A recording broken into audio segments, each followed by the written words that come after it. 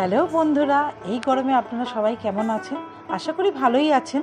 আজ আমি আপনাদের কাছে এমন একটা রেসিপি নিয়ে এসেছি যেটা আপনি 1 মাসের মতো স্টোর করে রেখে দিয়ে খেতে পারবেন। তো চলুন কিভাবে করছি দেখে নিই। প্রথমে নিচ্ছি বোনলেস চিকেন ছোটো ছোটো টুকরো করে মিক্সিতে 30 সেকেন্ডের মতো আমি পিষে নেব। তারপরে ওই পেস্টের মধ্যে একটা ডিম, স্বাদ মতো নুন, লঙ্কা গুঁড়ো, কাশ্মীরি লঙ্কা গুঁড়ো আর কি, আদা রসুনের পেস্ট, চিলি ফ্লেক্স, অরিগ্যানো, 1 চামচ ময়দা, 1 চামচ কর্নফ্লাওয়ার দিয়ে আমি এটা আরেকবার পেস্ট করে নিলাম। আমি পেস্ট করার সময় গোলমরিচ আর একটু তেল দিয়েছিলাম।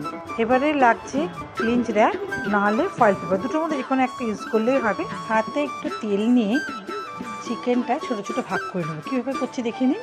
এইভাবে এক একটা ভাগ একটু একটু করে এরকমভাবে রোল করে নিচ্ছি। কীভাবে করছি দেখে নিন।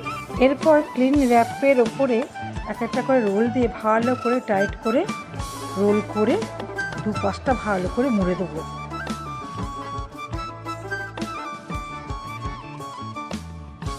এরপর ফুটন্ত গরম জলে এই প্রত্যেকটা র্যাপ করা চিকেনগুলোকে দিয়ে দেবো।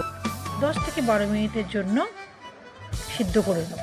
10-12 মিনিটের পর সঙ্গে সঙ্গে গরম থেকে তুলেই একদম খুব ঠান্ডা জলে, পারলে আইস কিউব দিয়ে নেবেন এমন জলে, ওইগুলোকে ট্রান্সফার করে নেব। ঠান্ডা করতে রেখে দেবো। ঠান্ডা হয়ে গেলে এক এক করে র্যাপগুলো খুলে নেব। সব কটা খোলা হয়ে গেলে এই অবস্থায় আপনি 1 মাসের মতো এটা ফ্রিজে স্টোর করে রাখতে পারেন।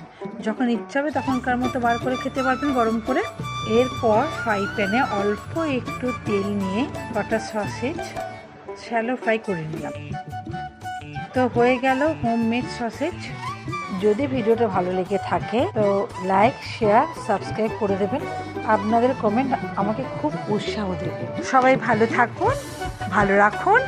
টাটা।